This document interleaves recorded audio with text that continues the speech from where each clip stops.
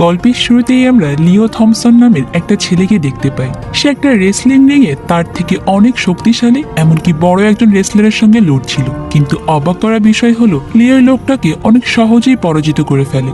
সবাই তো তাকে অনেক হাততালি দিচ্ছিল। তবে বন্ধুরা, এটা কিন্তু কোনো সত্যি কাহিনী নয়, কারণ লিও এতক্ষণ ধরে স্বপ্নে দেখছিল। কারণ লিওর দাদির ডাকে সে ঘুম ভেঙে দেখে সে বিছানায় শুয়ে আছে। এরপর লিও রেডি হয়ে তার স্কুলের জন্য বেরিয়ে পড়ে।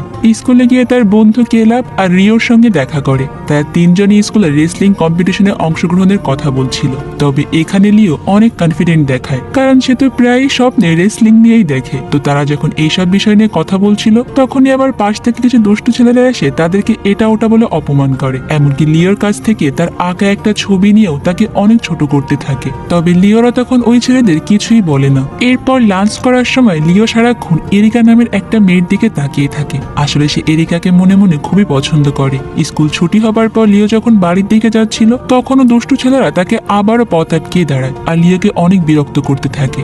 এমনকি তারা লিওকে মারার জন্য সাইকেল নিয়ে তাড়া করে। তবে মাঝ রাস্তায় একটা গাড়ি এসে তাদেরকে আটকে দেয়। আর এই সুযোগে লিও তাদের হাত থেকে পালানোর জন্য একটা অচেনা বাড়ির মধ্যে ঢুকে পড়ে। কিন্তু ওই দুষ্টু ছেলেরা তাও লিওর পিছু করতে করতে ওই বাড়ি পর্যন্ত পৌঁছে যায়। তাদের দেখে লিও তো একটা রুমের মধ্যেই ঢুকে পড়ে। লিও ওই রুমে ঢুকতেই দেখতে পায় সেখানে সব রেসলিং এর জিনিসপত্র দিয়ে ভরা। এদিকে ওই ছেলেগুলো বুঝতে পেরে যায় যে লিও এই ঘরের মধ্যেই লুকিয়ে আছে। তাই তারা ওখানে গিয়ে জোরে জোরে দরজা ধাক্কা দিতে থাকে। তবে ঠিক সেই সময় ওই বাড়ির মালিক সেখানে চলে আসে আর ওই দুষ্টু ছেলেগুলোকে ওখান থেকে তাড়িয়ে দেয়। অন্যদিকে লিও তো ওই ঘরের মধ্যেই থাকে। সে রেসলিং এর সমস্ত জিনিসপত্র দেখতে দেখতে ওখানে একটা মাস্ক খুঁজে পায়। কিন্তু যখনই সে ওই মাস্কটা পরতে যাবে, ঠিক তখনই ওই ঘরের মালিক সেখানে চলে আসে। সে লিওকে অনেক প্রশ্ন করতে থাকে, তুমি কে, এখানে কিভাবে এসেছো? তবে লিওর এত মাসুম চেহারা দেখে ওই লোকটা তাকে আর কিছু বলে না, এমনকি তাকে ওই মাস্কটা গিফট হিসেবে দিয়ে দেয়। তো এরপর লিও বাসায় ফিরে এসে প্রতিদিনের মতোই তার দাদির সঙ্গে রেসলিং ম্যাচ দেখতে বসে পড়ে।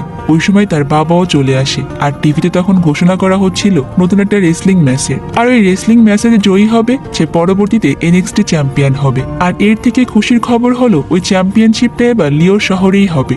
এই চ্যাম্পিয়নশিপে আরো কিছু আকর্ষণীয় পুরস্কার রয়েছে, যেমন যে চ্যাম্পিয়ন হবে সে WWE এর কন্ট্রাক্টের সাথে $50,000 পাবে। এটা শুনে তো লিও প্রচন্ড খুশি হয়ে যায়। তবে একটু পরে লিও তার বাবার কাছে তার মার কথা জানতে চায়। অনেকদিন ধরেই তার মা বাসায় আসছে না, কিন্তু লিও তার মার কথা জিজ্ঞাসা করতেই তার বাবা স্টিভ এই বিষয়টা পুরোপুরি এড়িয়ে গিয়ে ওখান থেকে চলে যায়।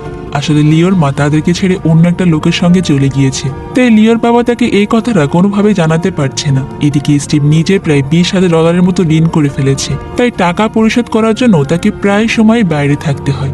এই কারণে লিওর দাদি তাকে এখন দেখাশোনা করে। এদিকে লিও ঘরে গিয়ে তো সেই মাস্কটা পরে, যেটা সে ওই বাড়ি থেকে নিয়ে এসেছিল। ওই মাস্কটা পরার পরই তার কণ্ঠস্বর কেমন যেন চেঞ্জ হয়ে যায়, বড় মানুষের মতো ভারী কণ্ঠস্বর হয়ে যায়। এমনকি তার শরীরে অনেক বেশি শক্তিও অনুভব করছিল। আর তখন লিও বুঝতে পারে যে নিশ্চয়ই এই মাস্কের মধ্যে কোনো না কোনো বিষয় রয়েছে। এই খুশিতে লিও যখন একটা লাফ দেয়, তখন তো একটা আলমারি তার উপরে এসেই পড়তে লাগে। কিন্তু লিও তার হাত দিয়ে অত ভারী আলমারিটা আটকে ফেলে। লিও তো কিছুই বুঝতে পারছিল না যে হঠাৎ করে তার শরীরে এত শক্তি কোত্থেকে আসলো। এরপর সে তার শক্তি পরীক্ষা করার জন্য একটা গাড়ি তার এক হাত দিয়েই তুলে ফেলে। এমনকি তাদের ঘরের সামনে থাকা গাছটাকেও সে একটা লাথি মেরেই ফেলে দেয়। এরপর লিও বুঝতে পারে যে আসলে এই মাস্কটা অনেক বেশি শক্তিশালী। তাই এইবার সেই মাস্কের ব্যাপারে ইন্টারনেটে সার্চ করতে শুরু করে।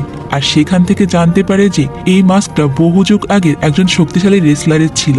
এই মাস্কের মধ্যে অনেক শক্তি আছে। তবে একটা আশ্চর্যের বিষয় হলো এই মাস্কটা নিজের ইচ্ছা অনুযায়ী কাজ করে। আর দীর্ঘ 50 বছর ধরে এই মাস্কটি এখনো কারো হাতেই পড়েনি। তো এর পরের দিন সকালে লিও যখন স্কুলে যায়, তখন দেখতে পারে যে তার দুই বন্ধুকে আবার ওই দুষ্টু ছেলেগুলো বিরক্ত করছে। লিও তো এটা দেখে আর চুপ থাকতে পারে না, তাই দ্রুত ব্যাগ থেকে সে তার মাস্কটা বের করে আর ওই ছেলেগুলোকে দুষ্টুমি করতে নিষেধ করে।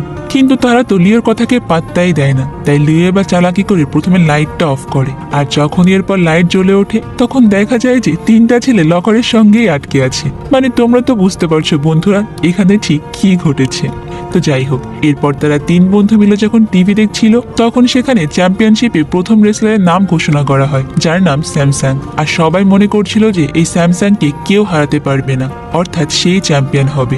এরপরের দিন লিও সকালবেলা ওই মাস্কটা পরে চ্যাম্পিয়নশিপে নাম লেখাতে চলে যায়। কিন্তু ওখানে থাকা মহিলাটা লিওকে ছোট বলে কোনো মতেই তার নাম লেখাতে চাচ্ছিল না। লিও তো নাছোড়বান্দা, সে জোর করে ওখানে তার নাম রেজিস্টার করে কিস কিড হিসেবে। মানে তার নাম যে লিও সেটা পুরোপুরি এড়িয়ে যায়। তো এরপর সে সে যখন রেসলিং এর ওখানে গিয়ে একটা চেয়ারে বসতে যায়, একটা ঘাব্বু মার্কা রেসলার তাকে ওখান থেকে উঠিয়ে দেয়। কিন্তু তখনই একজন রেসলার তাকে বসার জন্য পাশে জায়গা দেয়। আর এরপর যেখানে টিভিতে যার নাম বলা হচ্ছিল অর্থাৎ স্যামসাং, সে চলে আসে। সে এসে চেয়ারে বসা মাত্রই তো চেয়ারটা ভেঙে যায়। আর এটা দেখে তো সেখানে থাকা সব রেসলাররা স্যামসাংকে দেখে রীতিমতো ভয় পেয়ে যায়। তো এরপর সেখানে চ্যাম্পিয়নশিপ শুরু হয়ে যায়। আর প্রথম রাউন্ডটা ছিল ব্যারেল টস, যেখানে স্যামসাং প্রথমে দুইটা ভারী ব্যারেল অনেক দূরে ছুঁড়ে মারে। আর যখন লিওর পালা আসে, সে তো একটা ব্যারেলকে ধরে পুরো স্টেডিয়ামের বাইরেই ফেলে দেয়। আর এর পরের রাউন্ডটা ছিল রেসলারদের নিজেদের মুভ দেখানো, তাও আবার একটা নকল পুতুলকে মেরে। এখানে লিও তো রেসলিং এর এক প্রান্ত থেকে অপর প্রান্তে লাফ দিয়ে দেখিয়ে দেয়, যা দেখে সবাই তো পুরো হয়রান হয়ে যায়, যেহেতু ছোট একটা বাচ্চা কিভাবে এরকম মুভ দেখালো। এরপর প্রথম রাউন্ডের সব টেস্ট শেষ হয়ে যাওয়ার পর যখন সিলেকশনের পালা আসে, তখন লিও তো এই প্রথম রাউন্ডে অনায়াসে পাশ করে যায়। আর ওখানে যখন কমেন্টেটর লিওর নাম নিচ্ছিল, তখন সে অনেক খুশি হয়ে যায়। এরপর প্রথম রাউন্ড শেষ করে রাতের বেলা লিও যখন চুপি চুপি জানালা দিয়ে তার ঘরে ঢোকে, তখন তার দাদিকে ওখানে দেখে তো সে রীতিমতো ভয় পেয়ে যায়। এরপর তার দাদি তাকে প্রশ্ন করতে থাকে, তুমি এত রাত পর্যন্ত কোথায় ছিলে? সত্যি করে বলো তুমি কোথায় গিয়েছিলে? এরপর লিও তার দাদিকে সমস্ত সত্যি কথা বলে দেয়। সে ওই চ্যাম্পিয়নশিপে জিতে $50,000 পেয়ে তার বাবার সব টাকা শোধ করতে চায়। তো এর পরের দিন সকালবেলা লিও যখন লাইব্রেরিতে বসেছিল, তখন আবারও সে এরিকাকে দেখতে থাকে। তখন তার বন্ধুরা তাকে বলছিল যে, কিরে এত দূর থেকে দেখছিস কেন, কাছে গিয়ে কথা বল। তার বন্ধুদের এরকম বারবার বলার কারণে লিও এবার তার মাস্কটা পরে এরিকার সঙ্গে কথা বলতে চলে যায়। কিন্তু লিও তার সামনে গিয়ে কথা বলতে অনেক লজ্জা পাচ্ছিল, তাই সে বুকশেলফের ওপার থেকে এরিকার সঙ্গে কথা বলে। তাদের এই কথোপকথন থেকেই তারা একসঙ্গে স্টাডি করার, এমনকি মাঝে মাঝে কথা বলবে এই প্ল্যানও করে। অন্যদিকে তো চ্যাম্পিয়নশিপের দ্বিতীয় রাউন্ড শুরু হয়ে গিয়েছে। এখানে প্রথম ম্যাচের বিজয়ী লেসলি নাম করে একটা মেয়ে, আর এর পরের গেমেও স্মুথ অপারেটর আর স্যামসাং বেশ ভালোভাবেই জিতে যায়। আর লিও তখন তার প্রতিপক্ষ কাউবয়ের সঙ্গে লড়তে পুরোপুরি প্রস্তুত ছিল, কিন্তু ম্যাচ শুরু হতেই কাউবয় লিওকে দূরে ছুঁড়ে মারে। লিও তাকে হারানোর জন্য অনেক চেষ্টা করছিল, কিন্তু প্রথমে সে কাউবয়ের সঙ্গে পেরে উঠছিল না। রেফারি এর পর যখনই সেখানে কাউন্টডাউন শুরু করে দেয়, তখন লিও তাকে এক ধাক্কা দিয়ে তো আকাশেই তুলে দেয়। লিও তখন মনে করছিল যে সেই ম্যাচটা জিতে গিয়েছে, কিন্তু কাউবয় আবার তখন পেছন থেকে এসে লিওকে দড়ি দিয়ে বাঁধার চেষ্টা করে। কিন্তু লিও এবার আগে থেকেই প্রস্তুত ছিল, তাই সে উল্টোই দড়িটাকে রিংয়ের চারপাশে অনেক দ্রুত ঘোরাতে থাকে। আর এরপর সে তার কোনই দিয়ে কাউবয়ের বুকে এমন ভাবে আঘাত করে যে সেই ম্যাচটা ওখানেই জিতে যায়। তো পরের দিন সকালে আমরা দেখতে পাই যে লিও তার ঘরে বসেই পড়াশোনা করছিল। তখন তার দাদি তাকে নিচে ডাকে। নিচে আসার পর তো লিও এরিকাকে দেখতে পায়। এরিকাকে দেখে লিও পুরোপুরি অবাক হয়ে যায়। তখন এরিকা লিওকে বলে যে, আমি তোমাকে সারপ্রাইজ দেবো, এই জন্যই ফোন না করে এসেছি। এরপর তারা দুইজন মিলে ওখানে অনেক ভালো একটা সময় কাটায়।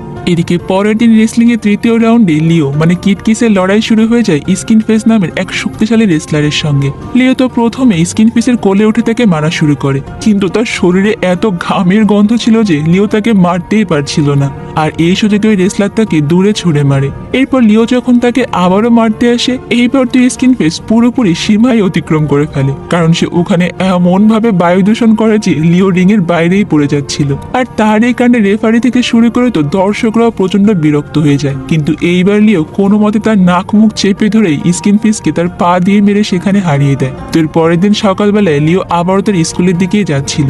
তখন তার বাবা লিওকে এরিকা আর তার বন্ধুত্বের ব্যাপারে জিজ্ঞাসা করে। তখন লিও এই ব্যাপারটা এড়িয়ে যাওয়ার জন্য তার বাবাকে তার মায়ের কথা জিজ্ঞাসা করে, তাই তার বাবাও সেখানে আর কিছু বলতে পারে না। এরপর স্কুলে চলে গেলে ক্যান্টিনে বসে সবাই যখন কিটকিস মানে লিওর ব্যাপারে আলোচনা করছিল, তখন ওই দুষ্টু ছেলের দলটা এরিকাকে এসে জিজ্ঞাসা করে যে, এই তুমি লুজারদের সঙ্গে এখানে কি করছো? তখন এরিকা বলে যে, তোমার কি সমস্যা? আমি এখানে আমার বন্ধুদের সঙ্গে কথা বলছি। ঠিক তখনই আবার ক্যাফেতে একজন ডাকাত চলে আসে, আর ক্যাফের ম্যানেজারের মাথায় বন্দুক ধরে সেখানকার সমস্ত টাকাই নিয়ে যাচ্ছিল। আর এই লোকটিকে ওইভাবে বন্দুক হাতে দেখে তো লিওরা সবাই টেবিলের নিচেই লুকিয়ে পড়ে। ঠিক তখনই লিও তার ব্যাগ থেকে মাস্কটা বের করে পরে নেয়, আর কিটকিসের আসল রহস্য তার বন্ধুদের কাছে বলে দেয়। এরপর লিও মাস্কটা পরে তো সোজা ওই লোকটার সামনেই চলে যায়, আর তার দিকে একের পর এক বরফ ছুঁড়ে মারতে থাকে। এরপর লিও ওই লোকটাকে ধরে একদম ক্যাফের বাইরেই বের করে দেয়। অন্যদিকে আমরা লিওর দাদিকে দেখতে পাই, যে তার ছেলেকে বলছিল, তুমি এখনো পর্যন্ত লিওকে তার মায়ের ব্যাপারে সবকিছু বলছো না কেন? কারণ লিও এখনো অপেক্ষা করে আছে তার মা ফিরে আসবে, আর যতক্ষণ না পর্যন্ত তুমি সত্যটা বলবে সে তো তার মায়ের জন্য অপেক্ষা করে যাবে। তো লিও তো এদিকে আস্তে আস্তে তার স্কুলে পুরো সেলিব্রিটি হয়ে যাচ্ছিল। এটা দেখে দুষ্ট ছেলের দলরা মানে যারা লিওকে আগে বিরক্ত করতো, ওরা তো পুরো হিংসায় জ্বলে পুড়ে যায়। তাই ওরা এবার লিওর উপর সবসময় নজর রাখতে শুরু করে। এদিকে লিওর দাদি থেকে শুরু করে স্কুলের সবাই মোটামুটি লিওর সম্পর্কে সম্পর্কে জানলেও তার বাবা কিন্তু এখনো তার ছেলের সম্পর্কে তেমন কিছুই জানে না। মানে তার ছেলে এই যে কিট কিস আর সেই যে রেসলিং এ অংশগ্রহণ করছে এই ব্যাপারে স্টিভ এখনো কিছুই জানে না। তো এদিকে চ্যাম্পিয়নশিপের সেমিফাইনালে স্যামসাং এর সঙ্গে মোকাবেলা করছিল রেসলি নামের সেই রেসলারটা। লেসলি প্রথম দিকে ভালোই লড়ছিল, কিন্তু শেষমেশ স্যামসাং তাকে হারিয়ে দেয়। আর এইবার লড়াই হবে স্মুথ অপারেটর আর কিট কিসের মানে লিওর। তারা দুইজন তো রিং এর বাইরে খুব ভালো বন্ধু, কিন্তু যখন লিও রিং এ প্রবেশ করে তার পায়ে সে কেমন যেন অদ্ভুত রকম ফিল করছিল, আর সে হঠাৎ করে তখন স্লিপ করে নিচে পড়ে যায়। কিন্তু এরপর যখন লড়াই শুরু হয়ে যায় তখন স্মুথ অপারেটর তো লিওকে এক ধাক্কায় রিং এর বাইরেই ফেলে দেয়। আর তখন লিও বুঝতে পারে যে কেউ ইচ্ছা করে তার জুতার নিচে আঠা লাগিয়ে রেখেছিল। আর এরপর লিও যখন আবারও রিং এ ফিরে আসে তখন স্কিন অপারেটর তাকে নিচে ফেলে দিয়ে মারতে শুরু করে। এরপর রেফারি যখন কাউন্টডাউন শুরু করে দেয় ঠিক তখনই লিও স্কিন অপারেটরকে হাওয়ায় উড়িয়ে দেয়। আর এরপর তাদের দুজনের মাঝখানে বেশ অনেকক্ষণ ধরেই লড়াই চলে, কিন্তু আলটিমেটলি লিও তাকে পরাজিত করে এই ম্যাচটা জিতে যায়। তবে ম্যাচ শেষ হয়ে যাবার পর লিও সেখানে থাকা সবাইকে বলে যে স্কিন অপারেটর অনেক ভালো একজন মানুষ, সে কখনোই আমার জুতায় আঠা লাগাবে না।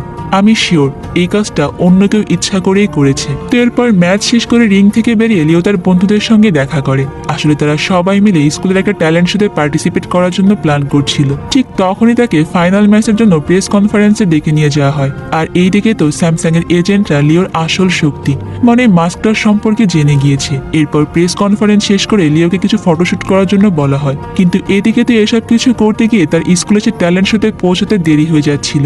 এরিকার তো অনেক টেনশন হচ্ছিল, কারণ লিও বাদে সেখানে প্রায় সব লোকই পৌঁছে গিয়েছে। যেহেতু লিও এখনো আসেনি তাই সে প্রিন্সিপালকে রিকোয়েস্ট করে তাদের পারফরমেন্সটা সবার শেষে দেওয়ার জন্যই বলে। কিন্তু সবার পারফরমেন্স শেষ হয়ে যাবার পরেও লিও না আসার কারণে এরিকাকে একাই স্টেজে যেতে হয়। আর এরিকাকে স্টেজে একা একা দেখে লিওর বন্ধু তাকে সঙ্গ দেবার জন্য স্টেজে চলে যায়। তখন তারা দুইজন মিলে পারফরমেন্স করে তো সবাইকে মাতিয়ে তোলে। এদিকে লিও তো ফটোশুট শেষ করে অনেক তাড়াতাড়ি সাইকেল নিয়ে যখন স্কুলে চলে আসে তখন দেখতে পায় যে প্রোগ্রাম শেষ হয়ে গিয়েছে আর সবাই যার যার বাড়ির দিকে চলে যাচ্ছে। সেখানে শুধুমাত্র তার বন্ধুরাই ছিল যারা লাস্ট কয়েক ঘন্টা ধরে তার জন্য অপেক্ষা করছিল।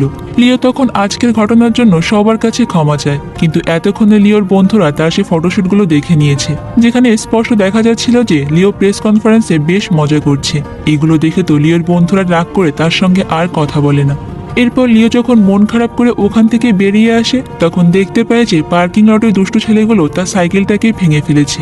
তো এর পরের দিন সকালবেলায় লিও তার ফ্রেন্ডদের কাছে এসে আবার একবার ক্ষমা চায়। সে অনেকবার ক্ষমা চাওয়ার পর এইবার তার বন্ধুরা তাকে মাফ করে দেয়। এদিকে কাজ শেষ করার পর স্টিভ যখন বাড়িতে ফিরে আসে তখন সে লিও আর তার দাদিকে কোথাও দেখতে পায় না। এরপর স্টিভ তার নিজের ঘরে গিয়ে তাদের একটা ফ্যামিলি ফটো দেখছিল। ওই ছবিটাতে আসলে লিও, সে এবং তার স্ত্রী ছিল। আর এরপরেই তো চলে আসে চ্যাম্পিয়নশিপের ফাইনাল ম্যাচ, যেখানে লিওর সঙ্গে তার দাদিও আজকে ছিল। তারা যখন ওয়েটিং রুমে বসে অপেক্ষা করছিল তখন স্যামসাং এর এজেন্ট আর স্যামসাং সেখানে চলে আসে। স্যামসাং এর এজেন্ট তখন লিওকে আর তার দাদিকে বিভিন্ন রকম কথা বলছিল। আর এই সুযোগে স্যামসাং গিয়ে লিওর মাস্কটা বদলে সেখানে নকল একটা মাস্ক রেখে দেয়। আর এরপরে তারা সেখান থেকে বিভিন্ন কথাবার্তা বলে চলে যায়। তারা ওখান থেকে চলে যাওয়ার কিছুক্ষণ পরেই তো চ্যাম্পিয়নশিপের ফাইনাল ম্যাচটা শুরু হয়ে যায়। কিন্তু লিও তো কিছুই বুঝতে পারছে না যে সে তার আসল মাস্কটা নয় বরং নকল মাস্ক পরে আছে। অন্যদিকে এই ম্যাচটা তো লিওর বাবা মানে স্টিভ বাড়িতে বসে টিভিতেই দেখছিল, আর সে তো এখনো জানেই না যে কিট কিসি হলো তার ছেলে লিও। ম্যাচ শুরু হতেই তো স্যামসাং লিওকে খুব বাজেভাবে মারছিল, কিন্তু লিও যখন তাকে মারতে যাচ্ছিল সে তো আর আগের মতো কোনো শক্তিই পাচ্ছিল না। লিও তো কিছুই বুঝতে পারছিল না যে সে কেন তাকে মারতে পারছে না। এরপর স্যামসাং লিওকে এক ধাক্কায় নিচে ফেলে দেয় আর লিওকে তার আসল মাস্কটা বের করে দেখায়। লিও তখন স্যামসাং এর প্ল্যান খুব ভালো করেই বুঝতে পারছিল, তাই সে তখন তার মুখের থেকে ওই মাস্কটা খুলে ফেলে। মাস্ক খোলা মাত্রই তো সেখানে থাকা সমস্ত মানুষরা কিটকিসের আসল চেহারা মানে লিওকে চিনে ফেলে। তাই সেখানে থাকা বাকি সবাই তো অনেকটা হয়রান হয়ে যায়। আর তখনই আবার স্যামসাং নিজে ওই মাস্কটা পরার চেষ্টা করে, কিন্তু ওই মাস্কটা তো তার ওই মোটা মাথার মধ্যে আর ঢুকবে না। এই কারণে সে রাগে তো ওই মাস্কটা দূরেই ছুঁড়ে মারে। আর লিও এই সুযোগে তার নকল মাস্কটা নিচে ফেলে দিয়ে স্যামসাং এর সঙ্গে কথা বলতে থাকে। স্যামসাং তখন রেগে গিয়ে লিওর উপর হামলা করতে থাকে। তখন রেফারি এসে স্যামসাংকে আটকানোর অনেক চেষ্টা করে, কিন্তু স্যামসাং তখন রেফারিকে উল্টো মেরে দেয়। এরপর সে লিওকে ধরে তো সোজা হাওয়ায় ছুঁড়ে মারে, আর লিও উপরে ওই মাস্কটা পর্যন্ত প্রায় পৌঁছে গিয়েছিল। লিও তখন কোনো মতে ওই মাস্কটা তার হাতে পাওয়ার চেষ্টা করছিল, আর স্যামসাং চেষ্টা করছিল লিওকে ওখান থেকে নামানোর। এদিকে নিজের ছেলেকে এরকম বিপদে পড়তে দেখে তো স্টিভ দ্রুত সেখানে চলে আসে। আর এরপর সে রিঙে এসে স্যামসাং এর দুর্বলতা সম্পর্কে লিওকে বলে। আসলে আসলে স্যামসাং উঁচুতে অনেক বেশি ভয় পেত। আর এটা যখন স্টিভ তার ছেলেকে বলছিল, এটা শুনে স্যামসাং ওপর থেকে নিচে পড়ে যায়।